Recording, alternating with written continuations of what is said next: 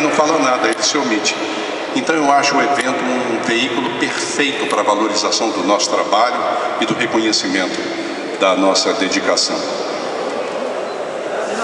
É isso que a gente tenta fazer. Gil, eu vou te dar a honra. Eu comecei ontem no bate-papo, Tá. depois do Márcio. Vou te dar a honra de fazer a primeira pergunta pro Márcio. A gente vai fazer padrão, vamos fazer o padrão. Acho que quem está aqui conhece, já gosta, mas a gente vai cumprir o básico. Começar cumprindo o básico. Cumprir o protocolo. Márcio Seixas. Como iniciou a tua carreira? Minha carreira de dublador aconteceu, embora eu desejasse entrar na profissão, por puro acaso, porque eu não sabia onde procurar dublagem para fazer. Quando ela apareceu na TV em 1960, eu fiquei apaixonado vendo um ator americano e da televisão saindo uma voz em português. E aquilo me apaixonou. Frequentador assíduo de cinema, todo mês tinha uma sessão no Cine Tupi de os desenhos da Hanna-Barbera. E tinha também os desenhos do Disney. E o Aloysio de Oliveira, que era um brasileiro que trabalhava para a Disney, mandava para o Brasil os desenhos narrados por ele. Eu me lembro como se fosse hoje, um desenho em que ele falava de duas gaivotas irmãs. E ele falava a história assim: era uma vez Monte e Videl. Videl era calmo, equilibrado. Videl era nervoso, estressado, afoito. Monte teve uma ideia. Eu saí do cinema com os olhos de desenho animado. Eu disse, meu Deus, como é que se faz isso? E eu ainda nem sonhava trabalhar como locutor. Aquele estilo de narração, de contar uma história, me fascinou, me enfeitiçou. Bom, entrei para a profissão em 1967, 68 como locutor.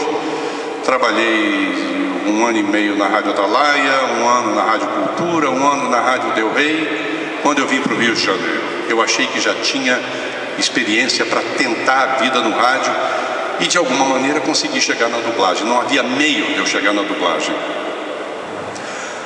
Num lance de sorte, num domingo, a minha ex-mulher, lendo o jornal O Globo, viu um anúncio. Se você sabe ler em voz alta, se você se você tem uma voz agradável e tem interesse na profissão de dublador, estamos oferecendo chance para quem quer aprender a dublar.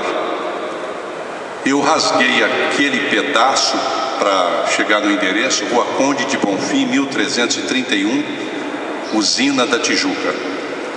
E eu corri na manhã da segunda-feira para poder me inscrever.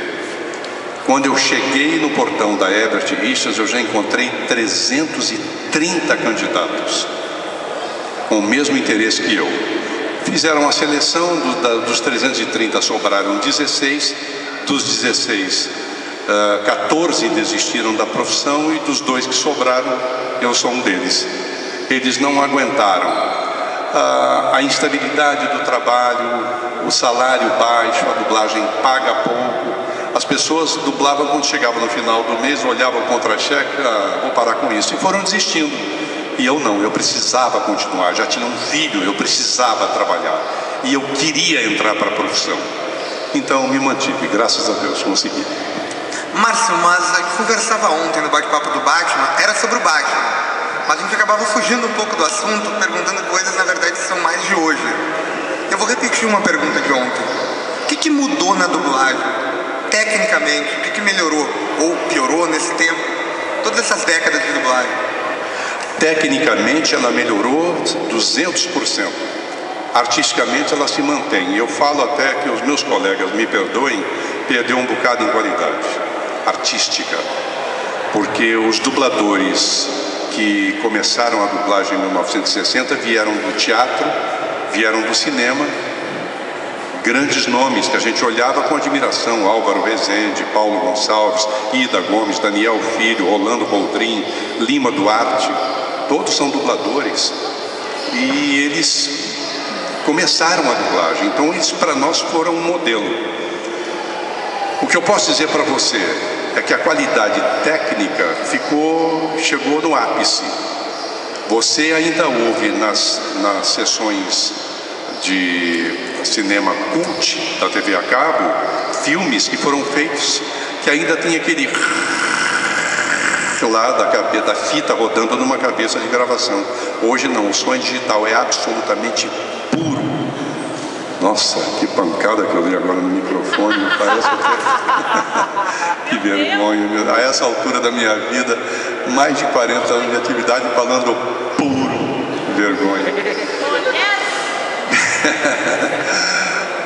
É isso. Respondi não, né? Ficou falando. Não, tecnicamente nós alcançamos o ápice do... O som hoje é digital e chegou. Você comentava uma coisa ontem, que hoje em dia quem vê documentários sobre dublagem, vê dublador falando, pensa que sempre foi cada um na sua cabine, né? Mas não é assim. Não. No passado todo mundo dublava junto, não? Todo mundo. Nós dublávamos todos juntos no estúdio. Com a chegada do computador, passamos a gravar individualmente. Uma pessoa brigando num restaurante, entra o garçom na briga, o maître, entra a polícia, gritaria. Todos esses personagens, quando vão para o estúdio, vão gravar sozinhos as suas participações. O garçom vai lá e faz as falas dele, o maître faz as dele, o policial faz as dele e o casal de artistas, todo mundo separado. A mixagem depois junta todo esse áudio. Então ficou tecnicamente perfeita a dublagem hoje. Ótimo. Eu vou pedir uma pausa aqui. A gente queria fazer uma surpresa, na verdade, mas eu vou fazer uma pausa porque ele merece. A minha pergunta vai ser, eu já sei, como o Batman surgiu na tua vida? Não como a dublagem, e como é o teu carinho pelo personagem antes da dublagem, antes de tu receber ele como personagem. E para isso acontecer, eu quero chamar o próprio para entrar no palco aqui. Rock, por favor, nosso eterno Batman dos eventos. Os cumprimentos.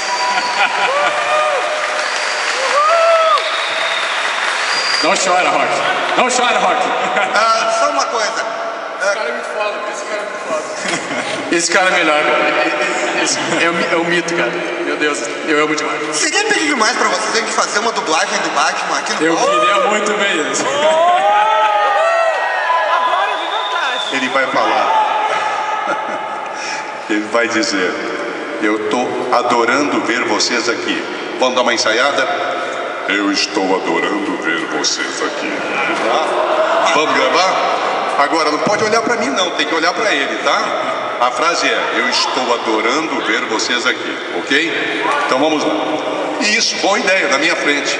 Atenção, 1, 2 e...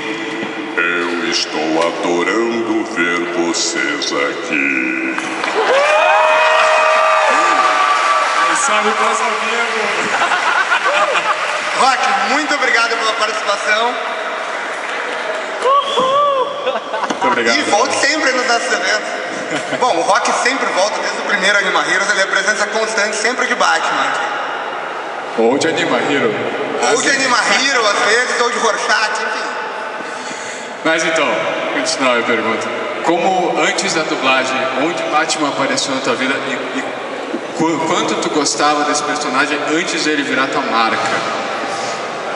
Sempre, como toda criança que gosta de revista em quadrinho, eu tinha Capitão Marvel, Super-Homem, Cavaleiro Negro, Flecha Ligeira e o Batman, e o Flash Gordon. E eu tinha toneladas de gibi. Então eu gostava muito do Batman. Via o desenho, o primeiro desenho da dupla dinâmica, Batman. Eu achava aquilo interessante. Mas quando eu fui convidado a fazer um teste para fazer a voz do Animated, quando eu entrei no estúdio, depois de ter presenciado praticamente a briga do meu colega que não queria aceitar a direção do diretor pedindo que fizesse uma voz próxima do original, quando aquela voz veio no meu ouvido, eu fiquei impressionado. Eu fiquei maravilhado com aquela voz. E eu falei: Deus do céu, me ilumina, eu quero fazer um trabalho que, para terem chegado a esse nível de produção, esse trabalho deve ser muito cultuado. E eu quero fazer ele, eu espero não desagradar ninguém. Pessoal, durante muito tempo eu não tive resposta sobre o meu trabalho no Batman. Até que alguém viu um programa de um jornalista especializado em cinema chamado Rubem Edivaldo Filho. O Rubem estava elogiando o traço do desenho e ele mostrou a dublagem no original e a minha dublagem. Eu vou ter o resto da minha vida para lamentar não ter essa gravação.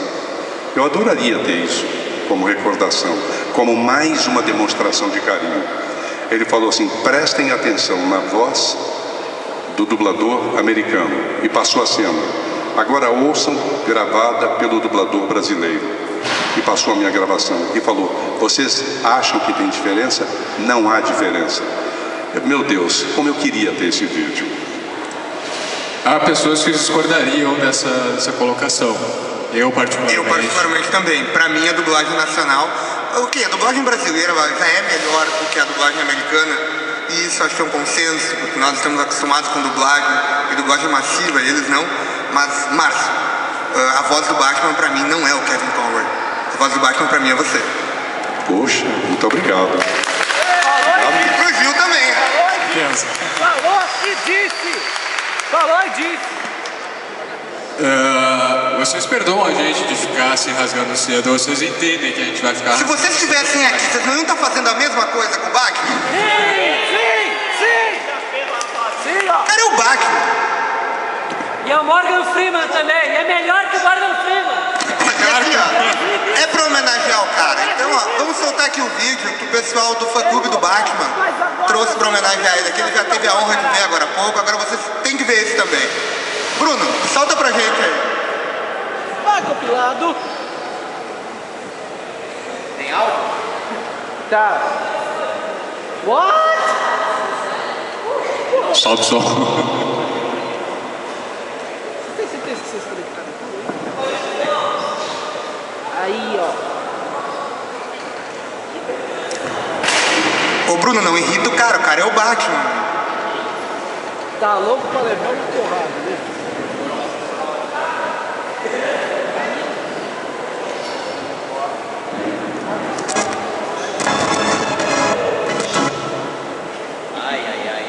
Pô.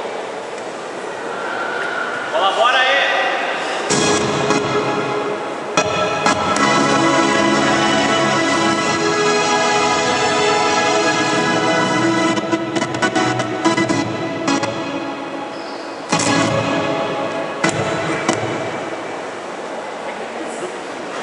Bom, nós entendemos a intenção do vídeo. Se tu tivesse trazido o bate-computador, isso não teria acontecido. Bom, prosseguindo, né? O Batman, acredito que para todo mundo que está aqui, seja o personagem mais marcante, ou um dos marcantes, uma vez que Morgan Freeman, como ele lembra também, é uma voz marcante na sua voz, Michael Caine, enfim, vários outros. Mas pro senhor, quais são os personagens? O senhor não posso chamar ele de senhor, já estou repreendido desde ontem. Não, já relaxei. Para você, quais são os personagens que você dublou que mais marcaram a sua vida, descontando o Batman? Os filmes do Clint Eastwood. Eu sempre gostei muito de dublar o Clint. Eu tive muito prazer em fazer os 16 filmes do James Bond, mas dublar o Clint Eastwood para mim é um prêmio. Cada vez que eu recebi um telefonema em casa: Márcio, temos um Morgan Freeman para fazer, eu cancelava o que eu tinha que fazer de compromisso para dizer: tô dentro. Para mim sabe, tá no nirvana dublar Clint Eastwood, porque ele é uma pessoa mansa falando. Ele não me exigia muito esforço. Ao mesmo tempo, aquele jeito dele sussurrado de falar tinha tanta intensidade. Vocês devem se lembrar, se alguém já viu o filme que ele fazia o personagem Dirty Harry, em que ele domina um bandido e aponta uma arma, um bandido subjugado, e ele falando: complete o meu dia, você está diante de uma arma que tem um impacto de tiro, disso. Era uma fala sussurrada, e eu achei aquele tipo de interpretação maravilhosa. Então, Clint Eastwood, para mim, foi um trabalho que sempre me emocionou muito. O Batman está disparado. Eu consegui deletar a minha participação e a minha importância como narrador de Disney e outros desenhos para isso, para poder viver esse carinho que eu estou vivendo desde que comecei a fazer o Batman Animated. Eu tenho uma pauta aqui. A próxima pergunta ela é uma curiosidade minha do Emerson. Muito grande. Muito grande, porque... Mas também não é muito surpresa, porque a gente está falando com o Batman. Mas quando nós fomos pesquisar mais a fundo sobre a tua carreira e a tua pessoa, nós ouvimos uma entrevista de rádio que agora eu não saberia. Eu não lembro qual era a rádio, se era Santa Catarina, era de uma rádio da região sul, se não me engano. Exato, eu vou até ler para não me confundir, porque é algo que eu realmente não esperava. Eu não sei se ele estava brincando, se ele estava falando sério. Se ele estiver falando besteira. Você fez parte das forças da ONU. Não entendi. Você fez parte das forças da ONU? Sim, eu sou boina azul. Por favor, poderia falar, eu sei que é um pouco fora da dublagem, mas é algo tão inusitado, tu poderia falar um pouco sobre essa... Falo, sim. Vocês devem saber que sempre houve muito conflito entre os palestinos e os judeus, egípcios e judeus, os israelenses. E com a decretação do Estado de Israel, houve muita agressão, muito atentado dentro de Israel com os árabes. Os árabes então expulsaram os egípcios das terras, empurraram para a Palestina e disseram: aqui é o nosso país, aqui é a nossa terra, aqui é uma terra de judeus, vocês saiam daqui. E esse árabe que foi expulso das terras israelenses não pôde ir para outras terras do Egito, porque ia provocar uma comoção social em escolas, trabalhos, e eles ficaram então ali na faixa de Gaza. Mas as escaramuças continuaram e a guerra entre eles eclodiu. Foi quando a ONU interviu, chamando 7 países para poder ficar no meio do conflito e evitar que eles se matassem. Dentre os 7 países, o Brasil estava. Então, como todo jovem que entra para a carreira militar, eu sonhava ir para o Canal de Suez. Eu queria ser um combatente, eu queria ajudar a manter a paz.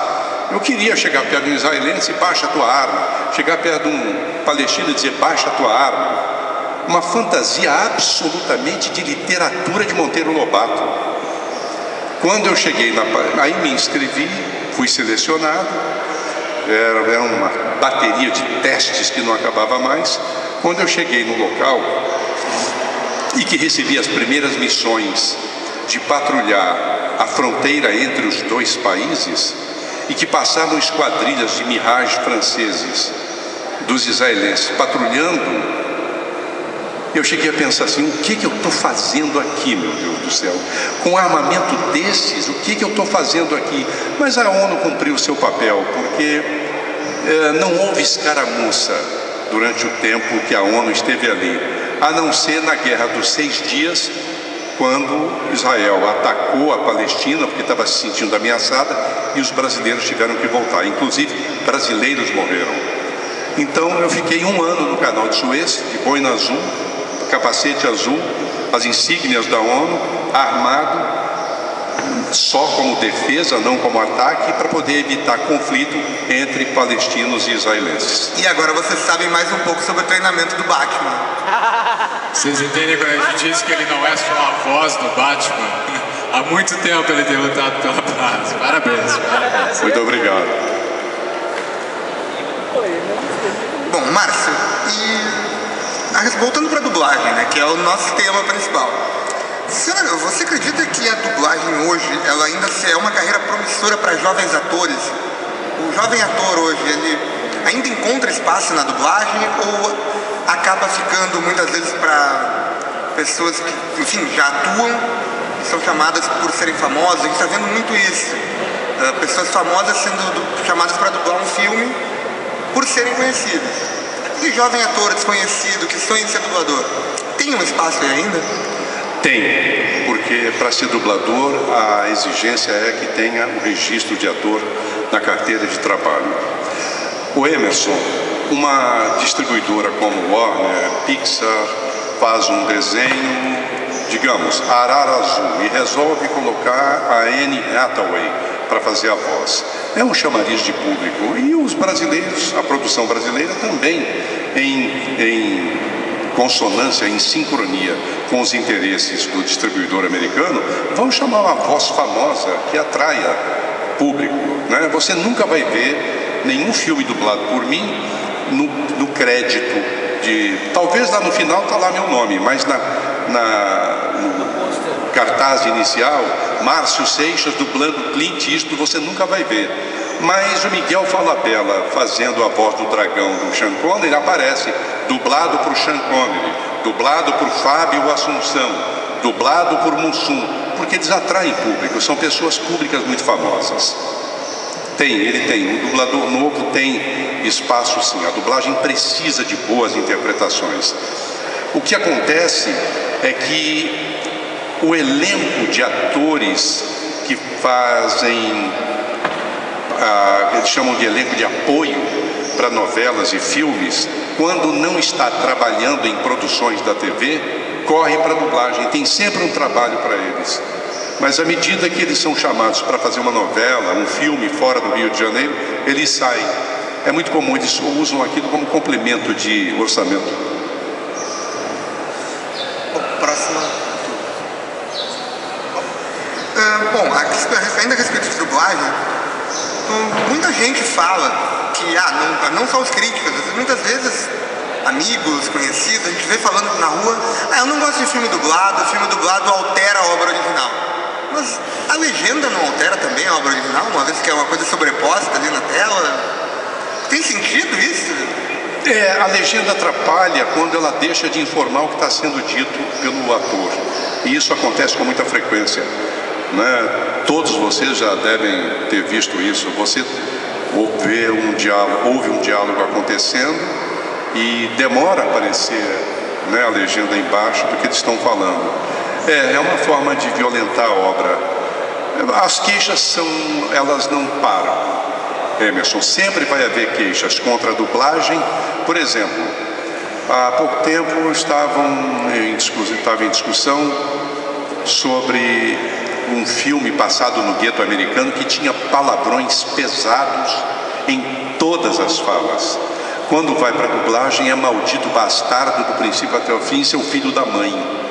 O filme tinha palavrão do início ao fim. E ficou repleto de bastardo, filho da mãe, do começo ao fim. E tome, filho da mãe, seu maldito bastardo. Perfume de mulher. Aquele personagem é tão adorável, o do Al Pacino, ele é tão obsceno, ele é tão desagradável, né, o personagem, é tão agressivo, e as coisas que ele fala dentro do avião. Quando eu vi esse filme no original no cinema, eu falei, Deus do céu, aí é a hora de eu falar, gente, faz o seguinte, não sejam censores, gravem, deixe que a TV corte se for o caso, põe sinal eletrônico. Se é para fazer censura, então põe sinal eletrônico. Ele fala de vagina naquele diálogo com o assistente dele dentro do avião. Vocês viram que botaram? Eu nem me lembro do que eles falam, mas trocaram o texto. A dublagem às vezes comete uns assassinatos que causam revolta. Só para poder finalizar aqui o comentário, eu dublei 16 filmes do James Bond, em que ele chega nos lugares, no início do filme, sempre muito agradável, sendo apresentado aqui e ali, ou chegando num hotel e é recebido por alguém que oferece um drink. O senhor vai beber, senhor Bond? Eu quero uma vodka com martini batida, não mexida. É um bordão, é merchandising. A vodka e o martini pagaram uma baba para isso ficar na franquia, e um dos diretores resolveu, não, você não vai fazer propaganda para vodka nem para martini. Eu falei, mas eu já fiz outros filmes, por favor, você não vai fazer propaganda. A censura partiu dele.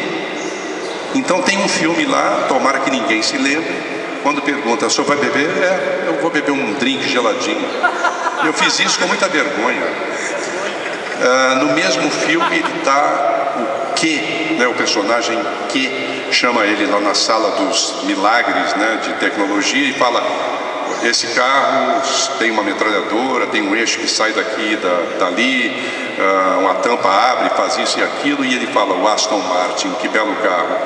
Não pude fazer, porque eu estava fazendo propaganda da Aston Martin.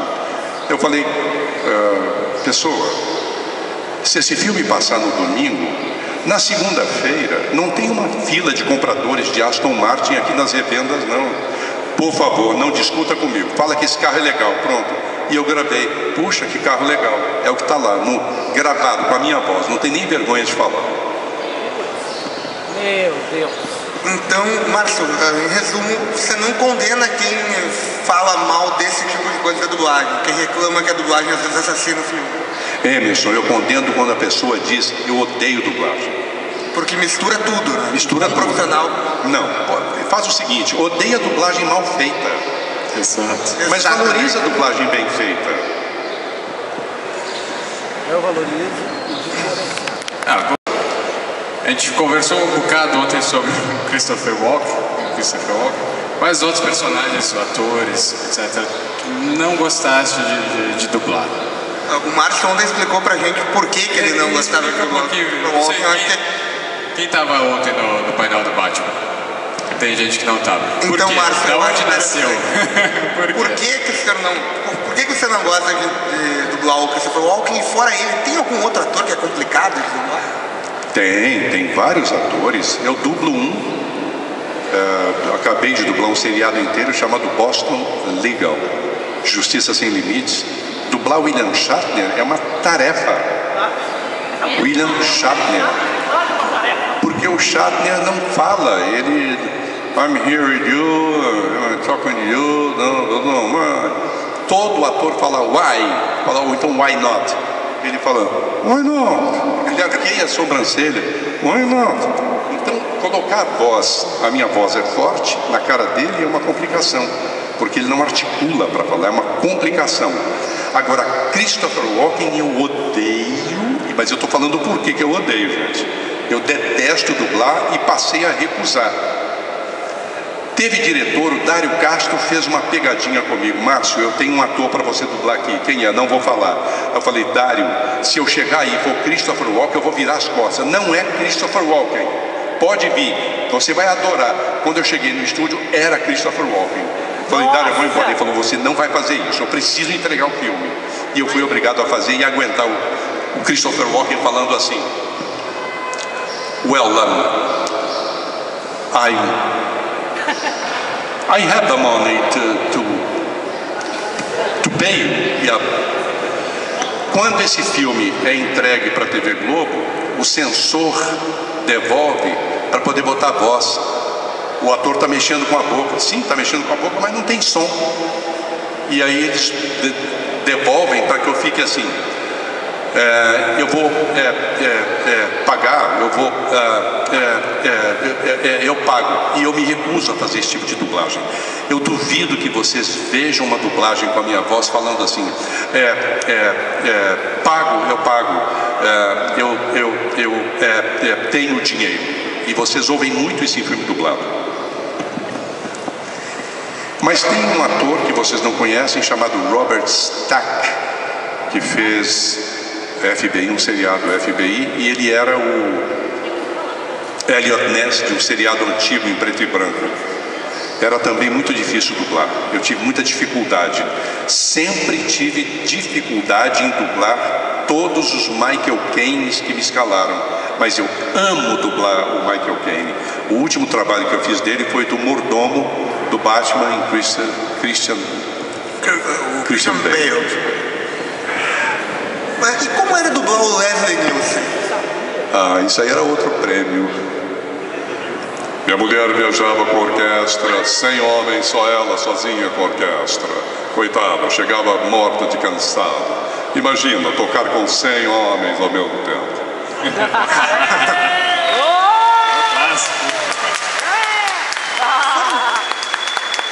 Quantos anos dublando Leslie Nielsen? Obrigado, Márcio. Quantos anos dublando? Não sei. Foram vários filmes. Eu dublei ainda esse ano, deve passar agora em dezembro. Ele faz um Papai Noel. fora da realidade. Ele vem ao mundo e fora da realidade, mas ele não estava muito engraçado, não. É uma história até comovente, porque ele não sabe que é Papai Noel. Não, perdão, não é isso. Ele fica chocado com o mercantilismo que ele encontra, é adotado por uma família, mas ele é muito ingênuo. É um dos últimos filmes dele? Foi um dos últimos filmes que ele fez e que eu dublei. Bom, a gente vai ter que abrir para perguntas daqui a pouco pro pessoal, porque a gente está vendo na cara deles se eles estão loucos para fazer, mas a gente tem que abrir um espaço, né, Gil? A gente tem... Quer iniciar? Acho que essas são as melhores histórias que a gente escuta aqui no palco quando a gente traz o dublador, que são os bastidores. Os bastidores nós já falamos com Elcio Sodré na primeira edição. Miriam Fischer, aliás, tem muitos bastidores seus com a nossa querida Miriam Fischer. Nós vamos deixar uma pergunta bem aberta.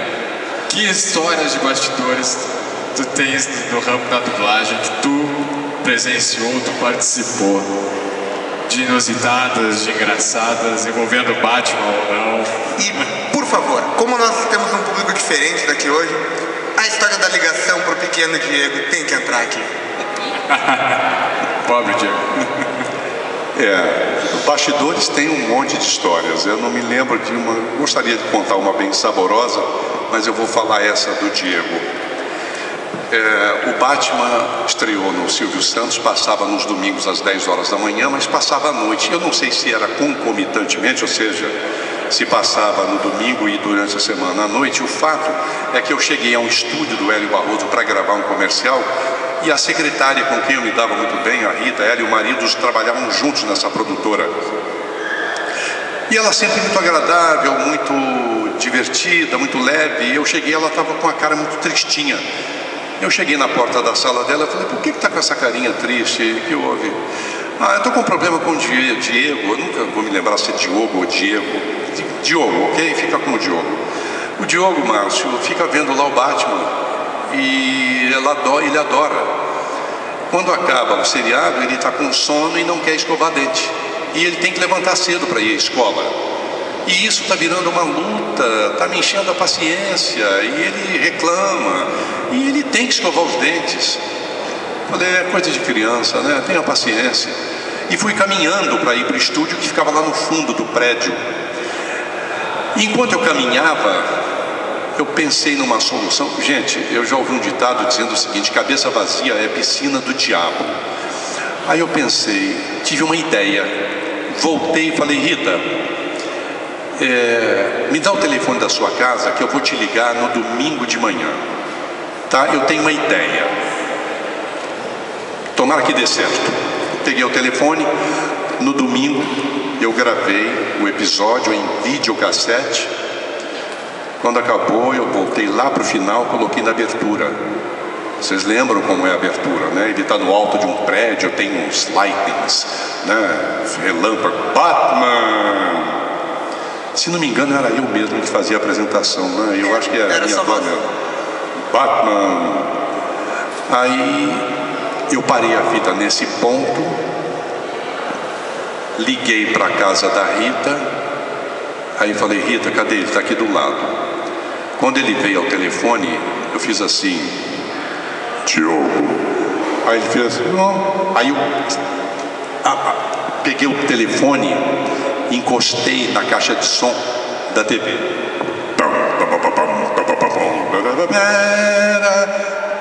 Batman, baixei o volume. É o Batman que está falando. A sua mãe me disse que você não escova os dentes à noite. Isso é verdade, Diogo? Mas eu vou escovar. Diogo. Mas no momento em que ele respondeu, porque eu imaginava, como todo garoto hoje é muito inteligente, eu ia, merda, cara, vai encher meu saco e tal. Não, ele ficou apavorado. E aí eu já tive remorso naquele momento, aí eu fiz assim, ô Diogo, você vai escovar mesmo, não vai, Diogo? Eu vou escovar. Aí nessa semana, eu indo ao estúdio, quando eu cheguei, a Rita me viu chegando, ela fez assim, ó, ele está escovando todo dia agora.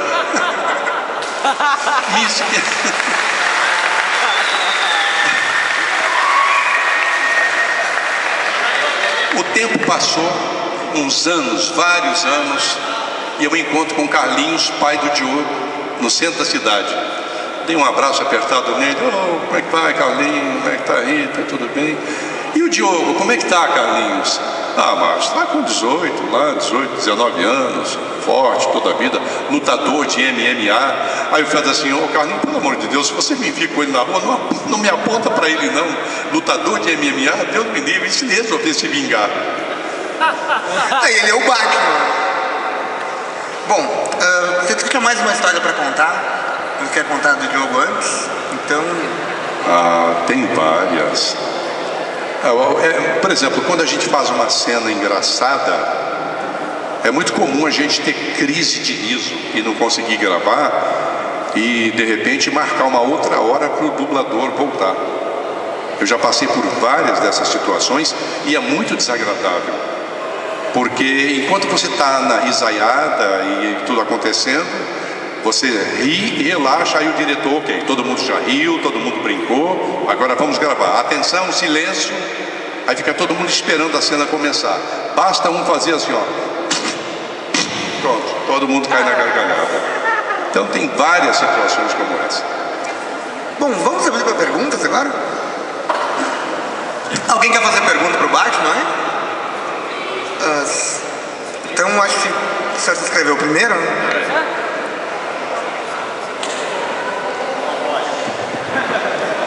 Rodrigo? Aqui tem. Perfeito. Obrigado. Gilson Cunha, ABC Domingo, em Hamburgo. Em primeiro lugar... Wilson. Gilson. Wilson. Gilson, com G. Gilson. Gilson. Em primeiro lugar... Batman surdo, né, Gilson? É isso. Batman surdo. Não, é isso. Em primeiro lugar, eu queria dizer que é uma honra. Eu acompanho a tua carreira desde os anos 70. Obrigado. Desde a época do Justiça em Dobro. Passando pelo Raul 9000 e por aí vai, nos anos 80. Falando em anos 70, tem uma dublagem que você fazia, que era do TC, do Magnum. Pois é. Uma coisa que me chamava a atenção é que o TC tinha um jeito gaiato, ele tinha uma risada que meio que puxava para um ar meio de matuto.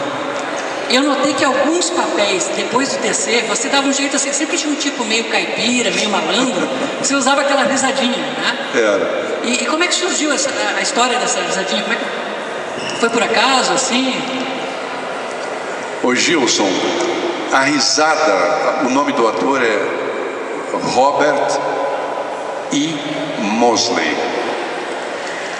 A risada dele, a cara dele ria mais do que o áudio. E aquilo me chamou a atenção.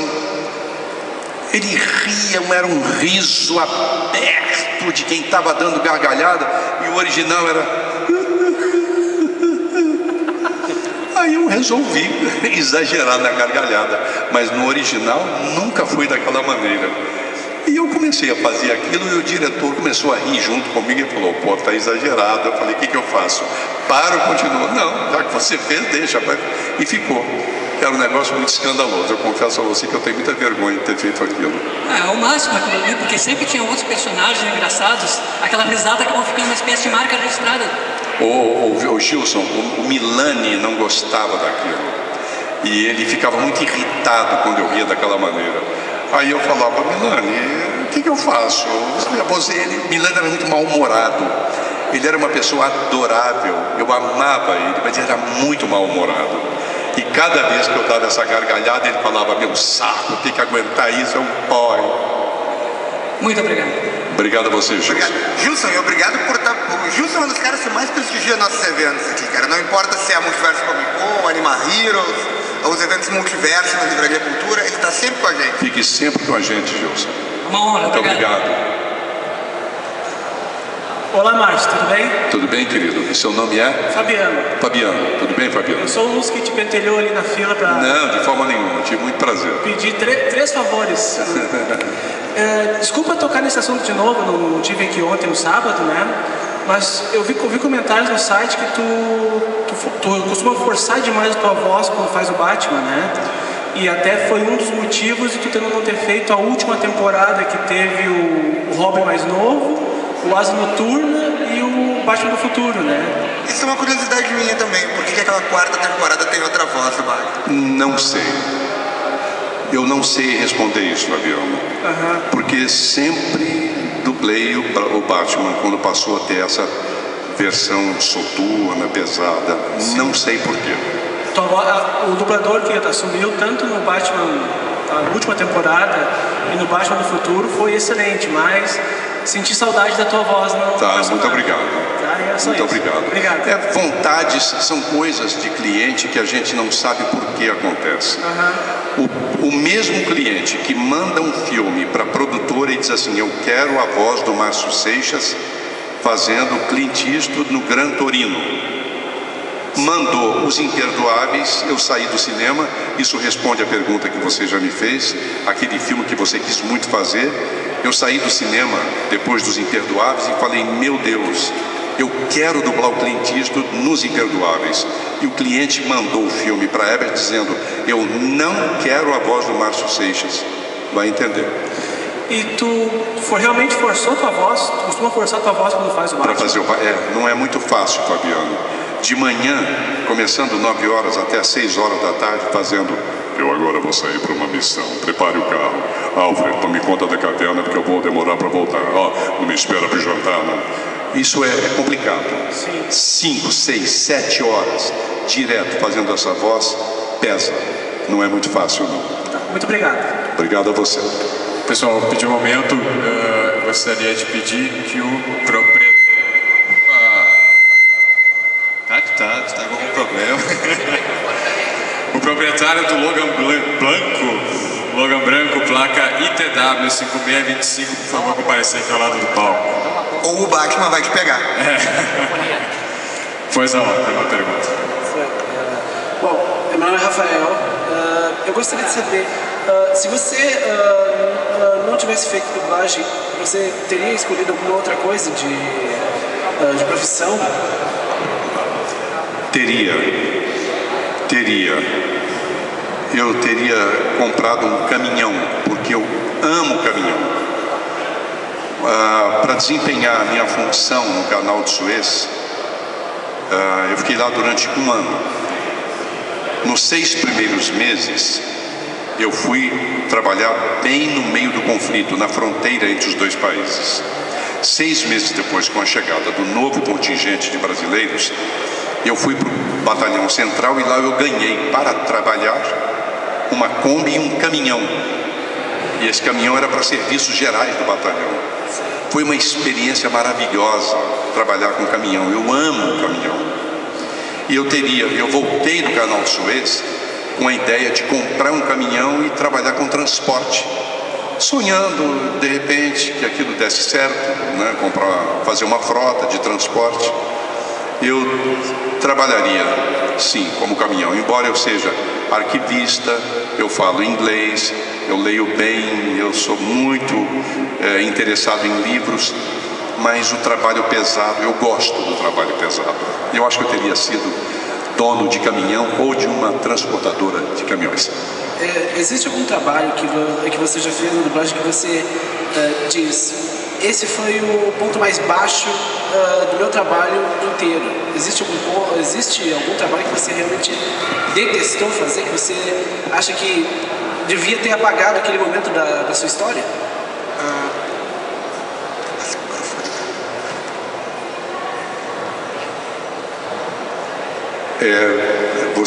Alguém mais... não, você pediu para a moça não, microfone. Ok. Não tem um trabalho que eu abomine assim. Já teve trabalho que eu terminei que eu falei: se eu pudesse, eu refaria o trabalho todo para ficar em paz. Mas nunca deixaram. Por exemplo, Jornada nas Estrelas, eu dublo Spock. E eu fui orientado, quando a série começou a ser redublada, a não fugir do original. Você tem que fazer a voz como ele está fazendo lá, impessoal, sem emoção, por favor. Não mude o texto, não ponha nenhum caco, gíria, nada. E eu tive um desentendimento com Vitor Verbara, dono da VTI, E paguei caro por esse desentendimento, porque ele queria me obrigar a fazer uma coisa que eu não queria. Aí eu falei, então não vou fazer. Ele falou, então você não vai mais dublar o Spock. E eu achei que ele não levaria isso tão a sério.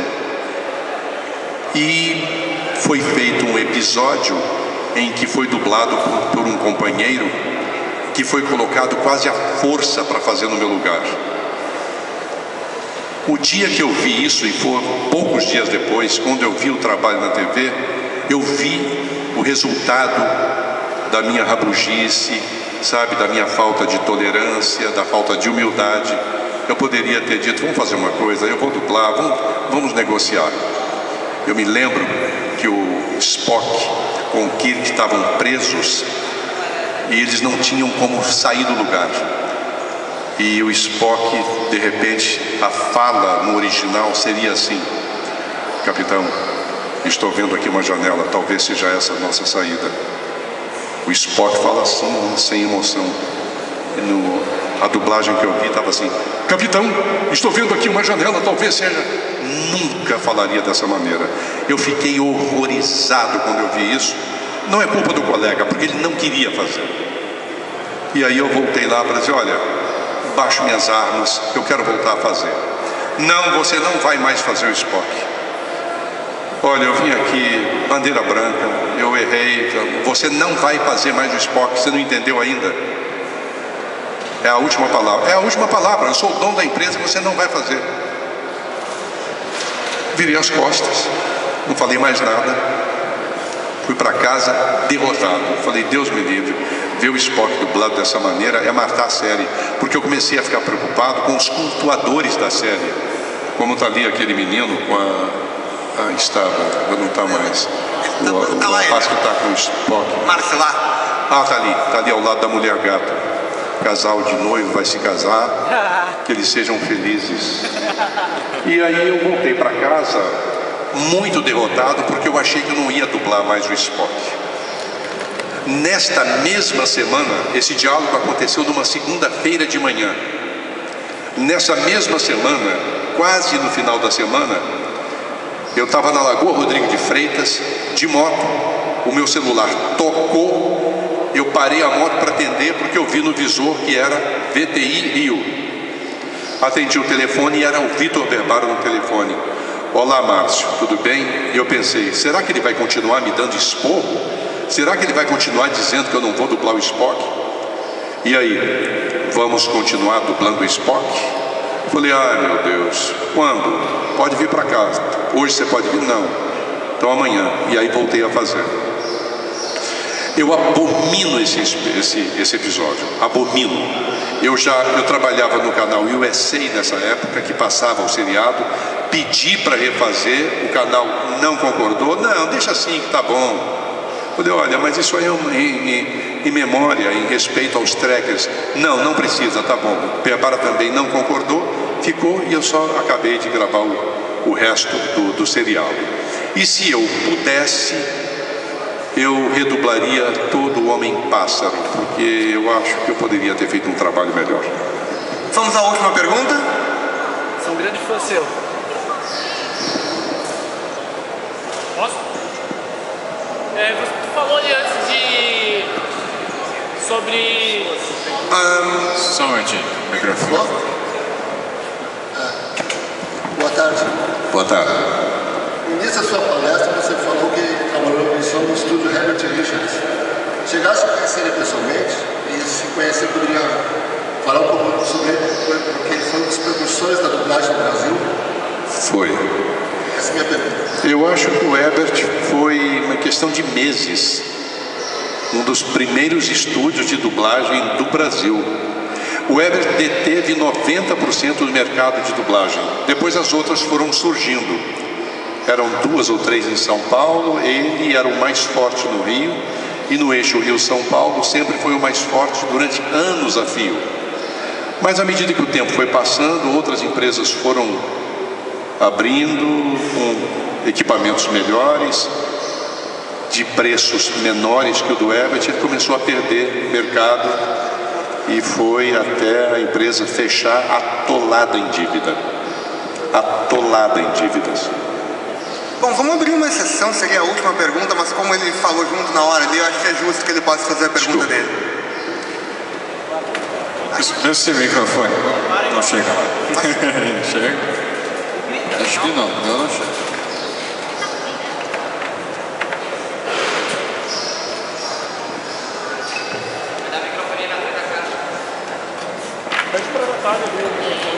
Então vou fazer o seguinte, você faz a pergunta, eu repito a sua pergunta e faço a resposta. Opa, chegou o microfone. Você falou ali antes que dava bastante vontade de rir no estúdio, né? Que o pessoal via, tava gargalhado. Quando tu dublou o Leslie Nielsen no Qual que a Polícia Vem, acontecia muito isso? O tempo inteiro. Eu rio bastante vendo mesmo Qual que a Polícia Vem. O tempo inteiro.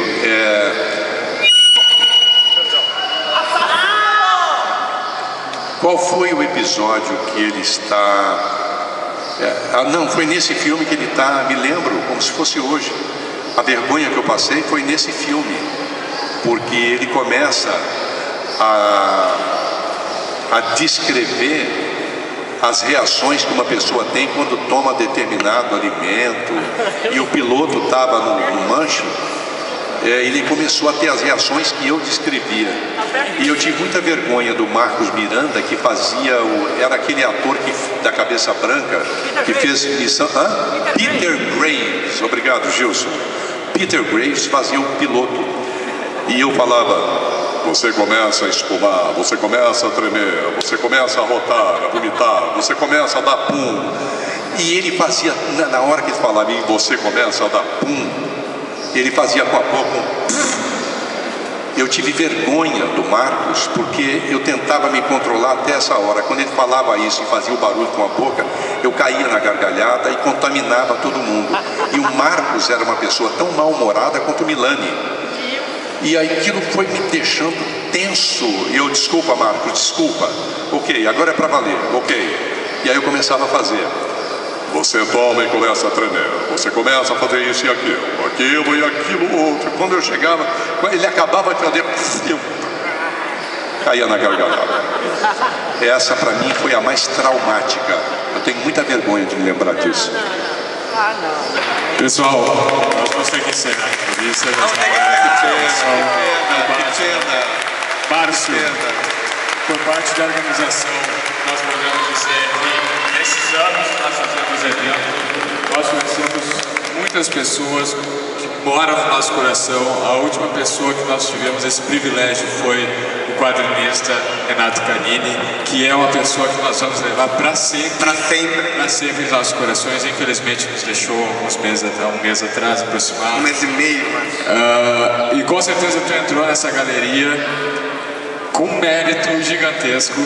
Muito obrigado. Além de ser o grande profissional que a gente já sabia. É uma pessoa que todas as pessoas com quem nós conversamos no evento a respeito da tua vida deram o mesmo parecer de que, ainda que esperassem o Batman Sombrio, encontraram o Márcio Seixas tão caloroso, mas tão caloroso que elas jamais vão esquecer.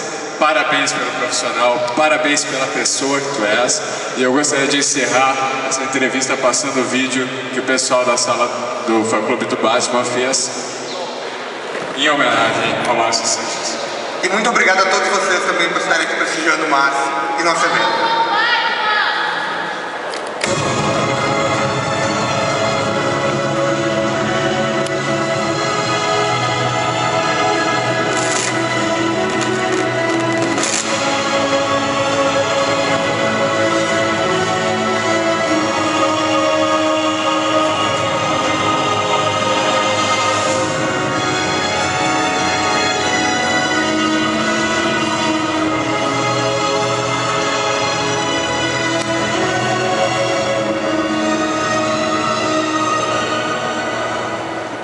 Um vídeo rápido, um vídeo simples, mas reconhece a animação, sabe o trabalho que isso precisa para ser realizado, e isso demonstra o carinho que todos nós temos por ti. Muito obrigado. Obrigado ao Rafael mais uma vez, que fez esse vídeo. Hoje eu levei um soco no coração quando eu vi. Pedi permissão a ele para botar no meu site. Lindo. Que trabalho bonito. E pessoal, muito obrigado por terem me aguentado esse tempo todo, com tantas histórias, falando tanto no ouvido de vocês.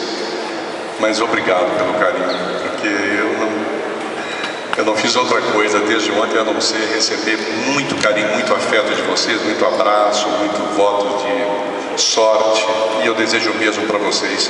Eu adoraria estar em contato com vocês uma outra ocasião. Obrigado mesmo. Beijo.